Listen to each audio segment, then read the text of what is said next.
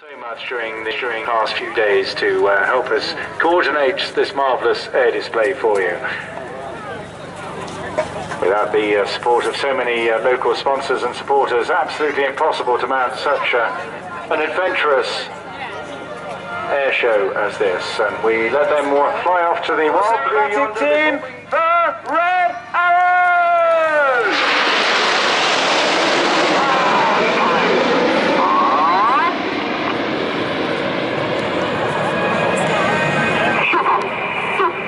Red 1 leads the aircraft over in big battle formation, the patriotic red, white and blue smoke trailing behind. As they pull up, Red 1 switches them into short diamond as they apex the loop at over 5,500 feet. Aircraft about to twist around to the right. Red 1 leading the formation is Squadron Leader Martin Pert. Martin is a former Harrier and Typhoon pilot. He's previously instructed on the Hawk, and he returns to the Red Arrows in his first year as the team leader.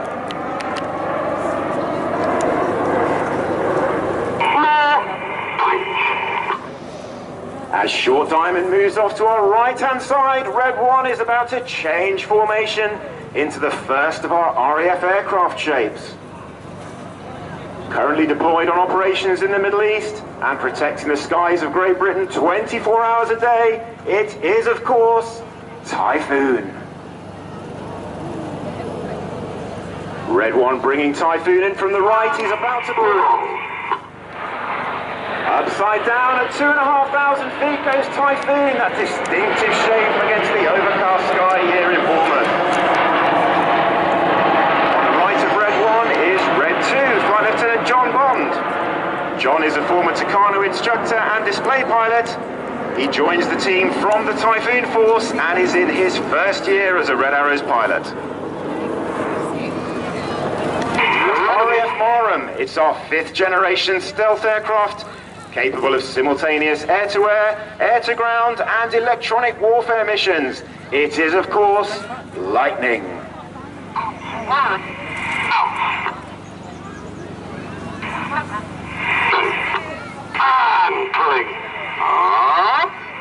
And pulling up calls Red 1 as Lightning pulls to the vertical. Red 1 about to loop the formation before twisting it round to the left in front of us. On the right wingtip in Lightning is Red 4, Flight Lieutenant Chris Linden-Smith. Chris is a former Tornado GR4 pilot, Hawk instructor, and he returns to the Red Arrows in his 2nd year.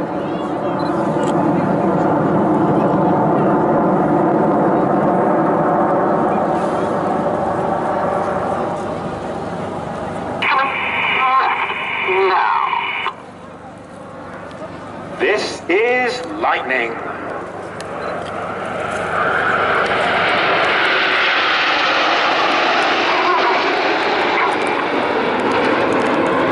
As Lightning moves off to formation of Phoenix.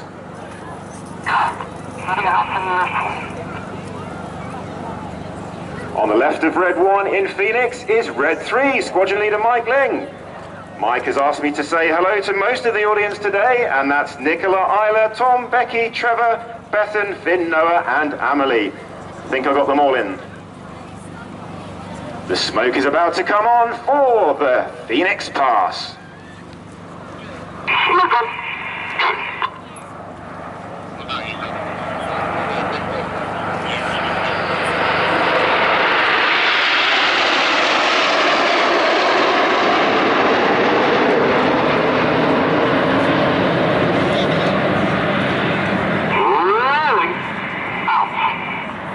As Phoenix moves away, the smoke about to come off.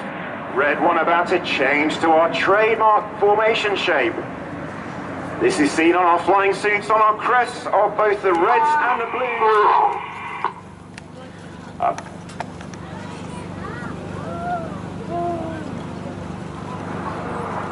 As Diamond goes upside down at 2,500 feet, our distinctive diamond shape against the sky with that glorious Hawk platform visible.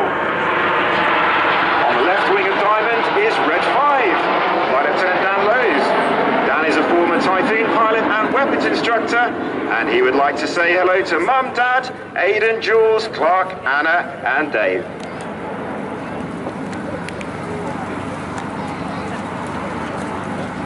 Our favourites, Reds 8 and 9, are about to join the back of the formation.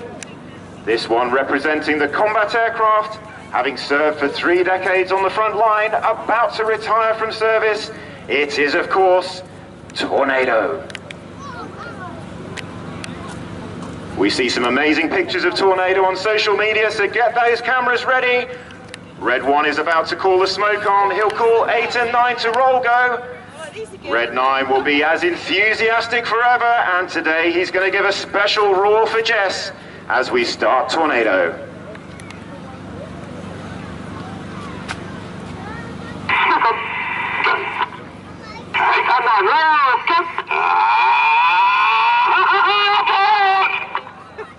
Aboard roars Red 9 as 8 and 9 put the coloured smoke on, rolling around the rest of the formation. Red 1 about to bank around to the left with a colour change. This is Tornado.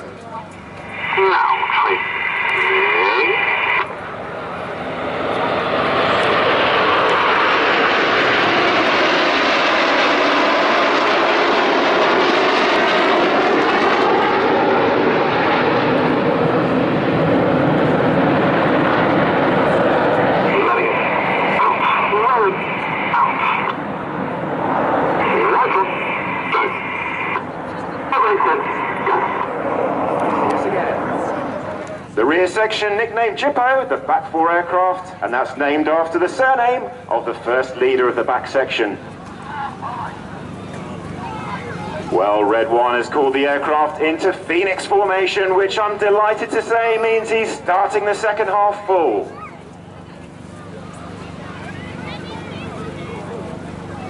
As the jets roll out towards us, this manoeuvre is to mark the centenary of the Royal Air Force. It's time for the centenary split. I know.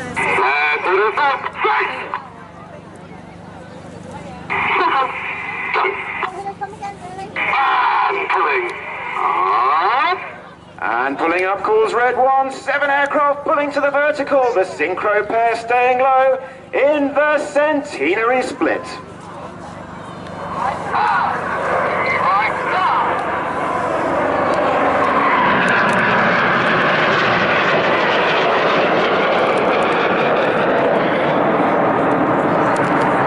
Red 6 and 7, the synchro pair staying low, their coloured smoke changing to white. They're positioning for ready for the spectacular Jippo pass.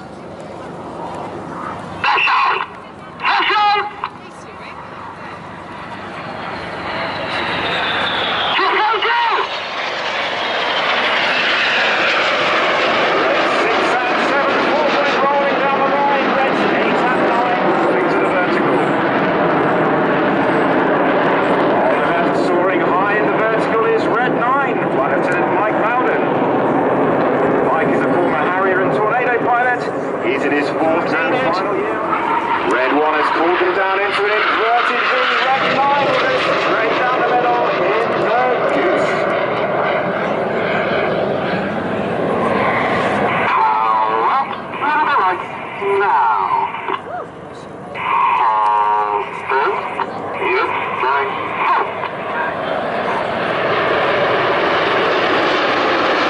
Red 1 leading off to our left-hand side. His coloured smoke about to change to white as he makes space for the synchro pair.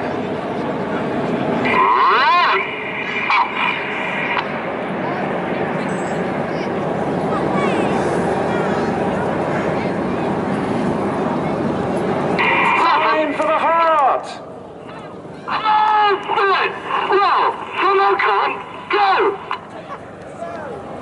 The red smoke comes on, Red 6 and 7 pulling over the top. And the Red Arrows today would like to dedicate the heart to all of their families that are here today.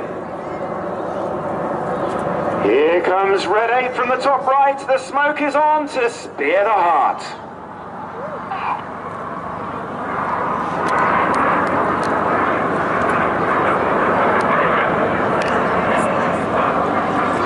What a magnificent heart. Spearing it is Red 8 Flight Lieutenant Matt Masters.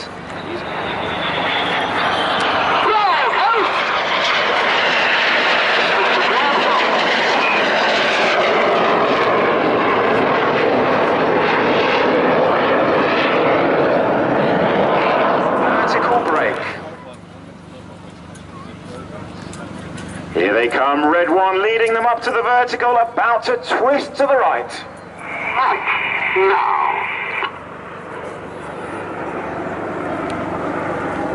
Holding the bank now. Ladies and gentlemen, the vertical brake.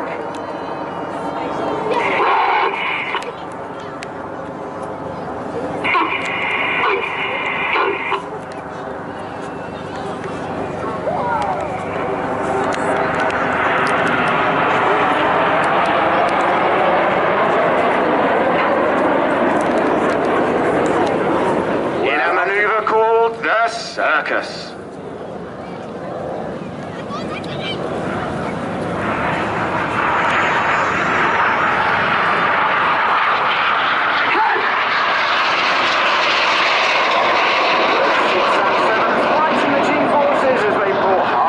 Turn. This manoeuvre is named after the engineers that fly in the back seat of our aircraft between displays and is dedicated to circus and especially to John.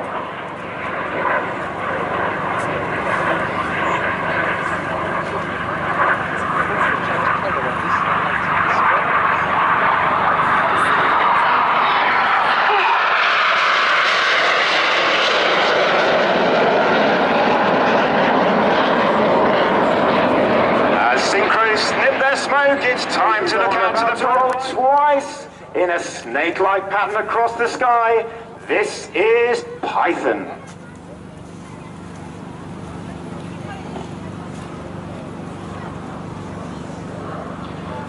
As Red 1 rolls Python, I'd like to say hello to my mum and dad, Jeremy and Jane, who are in the audience today.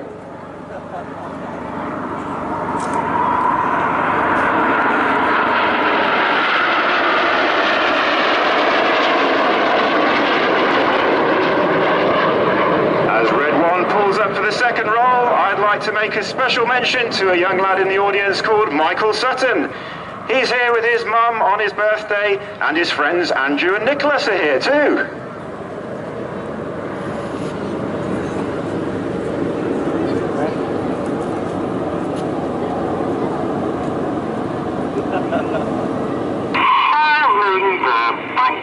It is time for corkscrew.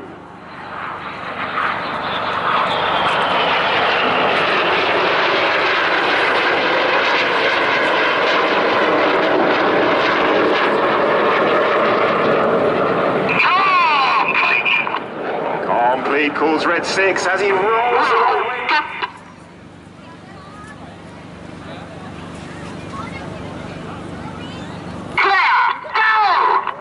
Clear go, the signal for 4 and 5 to start rolling.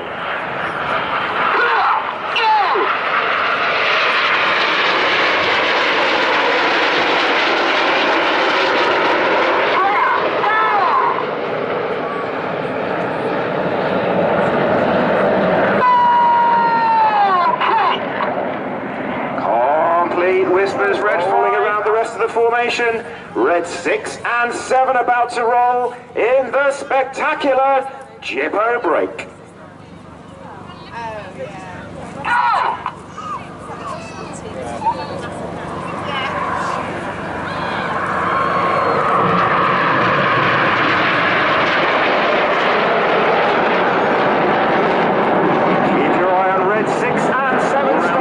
Again with a closing speed of over 700 miles an hour.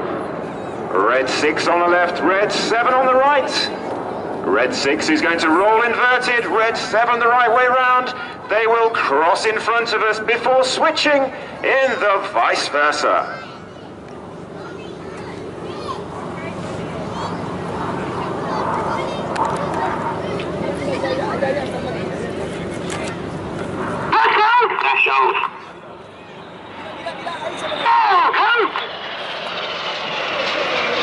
Ladies and gentlemen,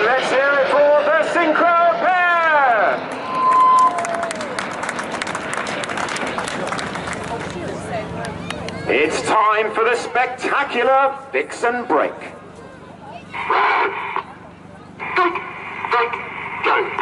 Ladies and gentlemen, you've been watching the Red Arrows!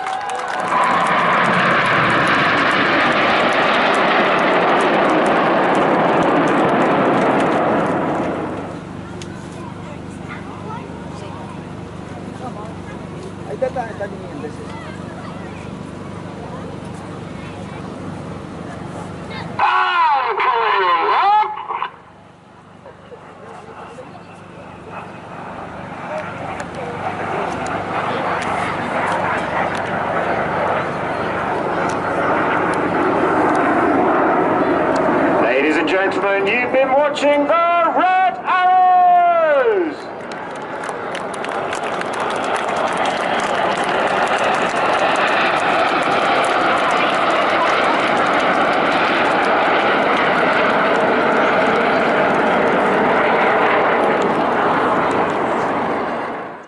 Of England.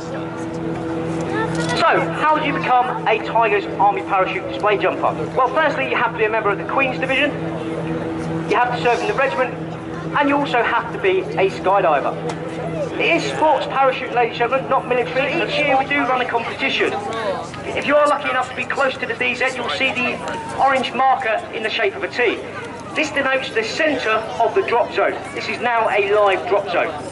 Each year we run a competition to see how many times we can hit the cross. Lance Corporal Chris Smith is winning this year, and he's on approximately 7 hits, followed by Corporal Millerick, who's on 6, Colour Sergeant Ewan, who is on 5, and Lance Corporal Manwaring, who is on 4. Okay, so if we look towards the sky then, ladies and gentlemen, we should be able to see the plane. And there it is. And there we go, ladies and gentlemen. They're out of the plane, the freefall group, 3 of them, reaching speeds of up to 120 miles an hour with smoke trailing. The crew group are out and they've deployed their parachutes straight away. Look at the difference between the guys who have deployed their parachutes and the speeds of the guys in freefall. As I mentioned, 120 miles an hour. And there we go, there's their canopies deployed now. Let's give them a big round of applause, a big cheer from Bournemouth. Fantastic. Thank you very much. Okay, that's all the parachutes deployed, and the aircraft is now heading back to Bournemouth Airport, and the guys are under canopy. And as you can see, the freefall guys are the lowest people, and they'll be coming into land. Leading in today then will be Lance Corporal Hurst. He's on his first season as a parachute display jumper. It's so hard to see. And then coming in second will be Private Chris Gray, and coming in third will be Colour Sergeant Simon Gearing. So as they come in then, let's give them a big round of applause and a big cheer, and let's see how close they can get to the tee. So, sponsored flags have been dropped. As I've said, the Marriott Hotel here in Bournemouth has sponsored today's event, so I'd like to thank them on behalf of the Tigers Army Parachute Display team. And also Video Assist, who are one of our sponsors, and I'm hoping that you got some live feed there, and if you did, those were provided by the technical part of Video Assist. So here they come in. First guy coming in then is Colour Sergeant Simon Gearing. As he's coming in now, let's see how close he can get to the tee. Stand by, let's give him a big round of applause, a big cheer as he comes in then. How close is he going to get? Here we go, kicks off the weighted flag. And there we go, he's just short. Okay, second coming in then is Lance Corporal Hurst. Coming in. See how close he's going to get then. Oh, not too bad for his first season. Let's give him a big round of applause then. And finally, from the freefall group coming in is Private Chris Gray with the Marriott flag. Let's see how close he can get to that tee then, ladies and gentlemen. Setting up now. He should then turn slightly left. There we go, heading towards the tee, into wind, as I've already mentioned there. He's got to shave off a little bit of height.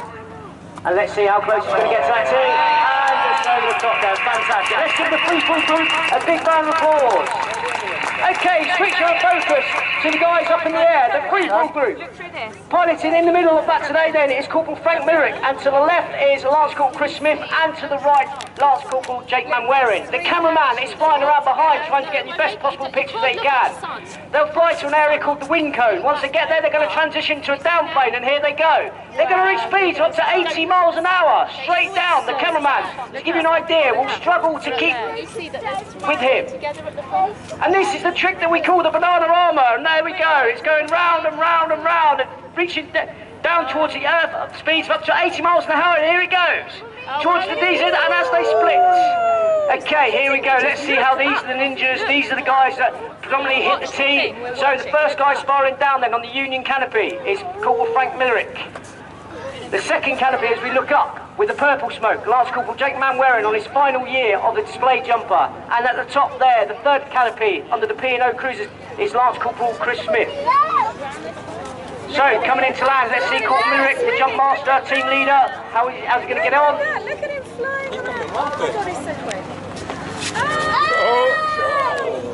And look at that, straight on the bottom of the tee there. Okay, Lance Corporal Manwaring, his final season on the team. Oh, a bit shy. And then Lance Corporal Chris Smith. Here he goes. He's in the lead at the moment, ladies and gentlemen, with 7 hits. Can he make it 8? Let's give him a big round of applause as he comes in.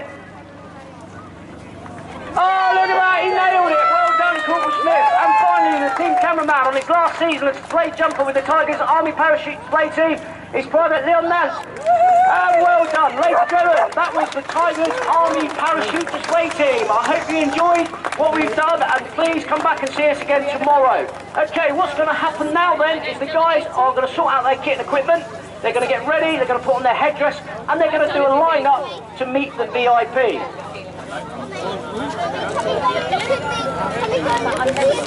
And that is Mr. Bill Cotton from the council.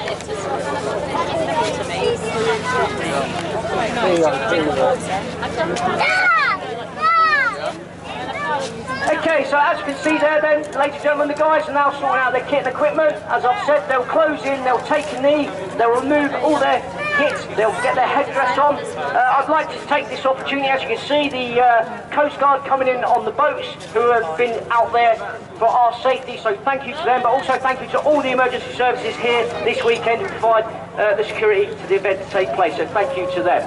So, if you are interested and you want to become an Army Parachute Display jumper, then please come and speak to a member of the team, and we'd be more than willing to give you all the information and point you in the right direction. Machine guns were mounted directly to the airframe, and by mid-1915 a method had been found of firing directly forward through the air screw with an interrupter mechanism preventing the propeller blades from being shot away. This of course enabled the pilot to aim the entire aircraft at the target much simpler than firing a rifle. Please welcome now the Bremont Great War Display Team. Smile, his sunny smile. When the throng of Germans came along with the mighty swing, Kirk yelled out, "This little bunch is mine. Keep your head down, boys, and sing."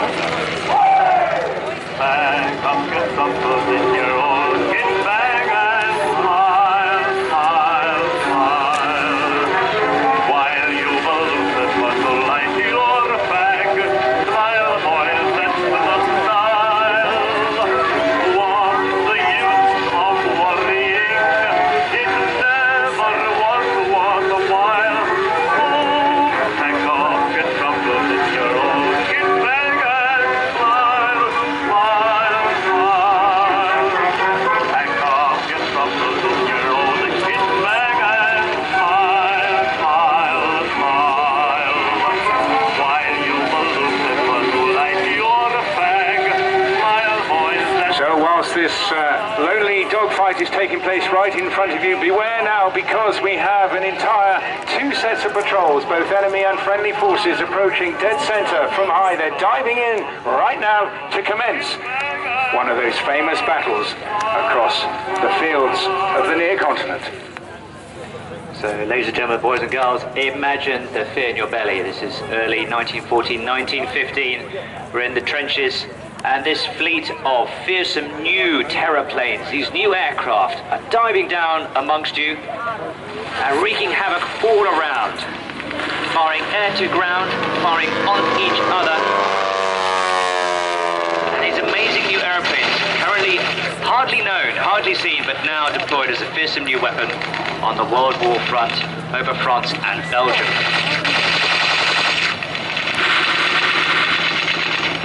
So we have a number of aircraft here, all owned, operated, hand-built by their owners. And out to our right and the left, the aircraft separating now to run along the display lab. Rather fittingly, at the front there, we have this BE2C from our right now, just near HMS Diamond. The long skids out the front and the large radiator on the front nose. This BE2C was designed and built in 1912 at the Royal Aircraft Factory at Farnborough, the very home of flying Britain's military aeroplane. Designed with artillery observation, the most stable aeroplane built, and indeed its version was the first aircraft certificate ever issued by the UK authorities.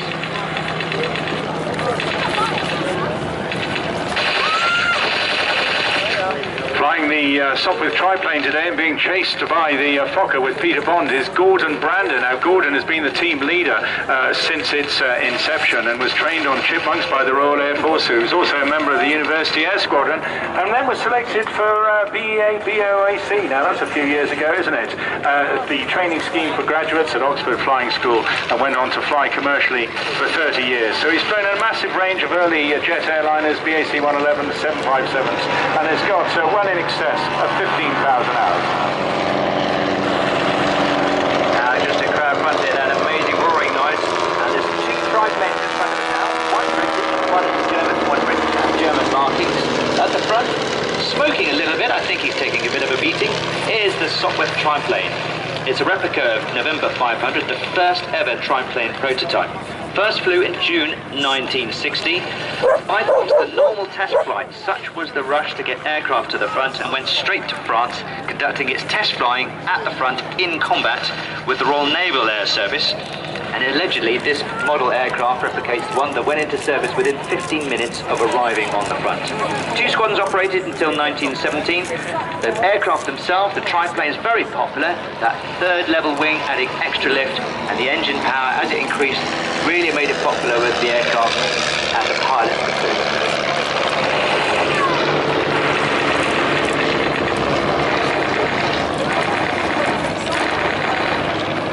Now just climbing our way to the centre now is a German marking Fokker DR1 triplane. Designed by Reinhold Platz, the DR1 was a direct attempt to copy the successful Sopwith triplane. The Germans were copying the capability of that extra lift, that third wing. The uprated engine gave superb handling and capability. The previous mentioned machine gun firing through the rotor blade, through the propeller blade, and not around and over. The pilot could better aim the gun. Single pilot operations with better capability meant the aircraft was far more deadly. And flying that aircraft, Peter Bond, himself also a retired airline pilot, previously displayed a Pilatus P2, and built, of course, and renovated his own Fokker that you see flying here today in 2010. And he's now working on another aircraft, a Sopwith Camel. When he's not flying these vintage aircraft, he rides vintage motorcycles and also a pit special in his spare time. Now these aircraft are representations, often replicas, either built from the spare parts or are built under license from the old designs. One of the two Fokkers, we got two ones, one marked up in the German markings of 403/17. Of Lieutenant Johann Janssen, he had 13 fixtures with the Jasta 6, Squadron number 6 of JG1. Carried the unit markings with the black and white striped tail with the black cowling, and the pilots added their personal black band on the rear of his fuselage. The other aircraft is 556/17, built by its owner back in 2010, as George says, replicates a DR1 flown by Ludwig Lutz Beckmann, again of Jasta 6 in March 1980. Flying the other Fokker is Alex Truman. He began flying with the Royal Aircraft Establishment in Farnborough many, many years ago. Also was popular with the Gliding Club when he started his apprenticeship there back in 1983. He carried on gliding for most of his life, for 25 years as an instructor, before then getting interested in making home-built and classic aircraft, and is currently employed as an engineer with British Airways.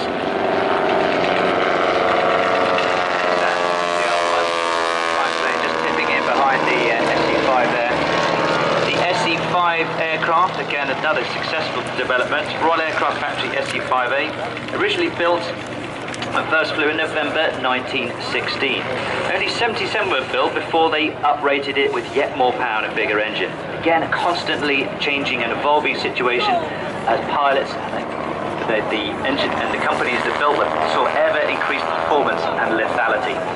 There's 3 SC5s on the team. I think we just got 2 E2Cs just tipping in behind us. Yes, you're absolutely right, Andy. We were expecting 8s, but we haven't got that extra SC5s. The others being flown today by Dave Linney and Trevor Bailey. Yeah, SC5 was first built and designed in 1978, built from replica plans, and one of the first to be rebuilt in Europe. It's featured in all sorts of aviation magazines, very popular, and actually was very popular with its pilots. Sturdy, reliable, good gun platform. Could take a fair bit of punishment, but again was solid, powerful, fast, and very important in trying to gain the upper hand. Just in front of us now, up at front centre, is the Junkers CL1. That's being chased again by another SC5. Junkers CL1, normally expect 2 with the Great War demo team. This CL1 was a ground attack aircraft based on the Junkers CL8. Intended fuselage to carry a gun, rear facing for self-defense. And take a close look, because frequently they fly with, of course, with a dummy gunner there, Andy, so I didn't quite pick it up on that pass, but boys and girls, keep a lookout for that.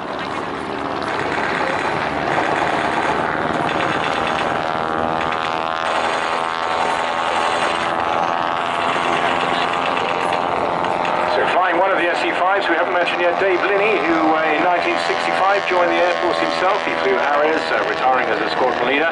Picked up a Gong on the way as well, and subsequently flew Hunters, Canberras and Hawks spare time at Royal Naval Air Station Yeovilton, and also Falcons from Bournemouth Airport. And there's one last aircraft that I should really have saved to last, the very best one. The Avro 504. Just as the Trideckers are moving from crowd centre to the Avro 504 out to right, Junkers CL1 again being chased by the SC5A. Avro 504 was built under license in Argentina from the original plans. It's a replica owned by Eric Burden-Roe, the great-grandson of Elliot Burden-Roe, who founded the A.V. Roe company, later to become Avro. It's originally designed this aircraft, reassembled and prepared by Matthew Bonington. He's now got a UK permit, flying with the team since 2017. Yeah, of course, Matthew and the name Boddington, very well known amongst the vintage aircraft fraternity and the Historic Aircraft Association as well in this country.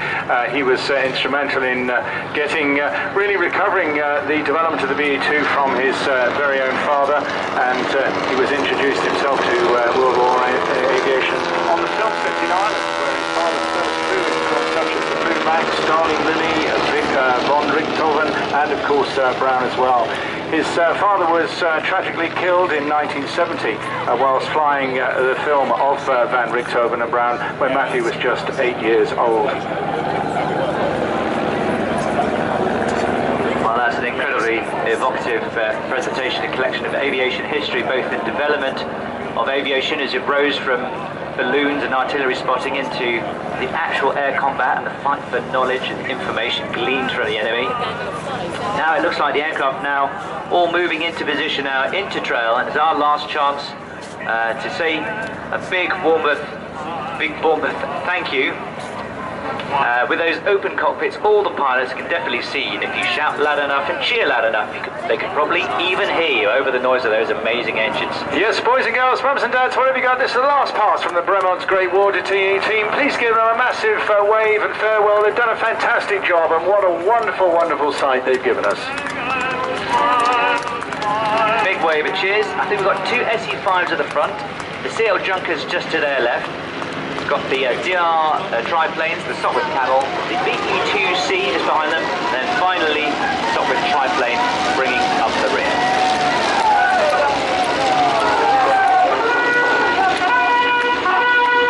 Well, goodbye all men.